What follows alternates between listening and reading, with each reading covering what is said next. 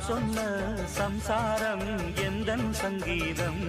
இதை கண்டு கொள்ள முடியாமல் ஆர்ப்பாட்டமா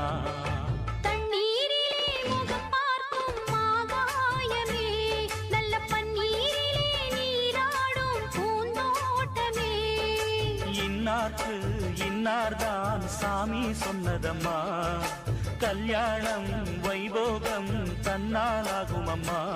இனி உன்னை விட்டு நான் வாழ ஆகாதம்மா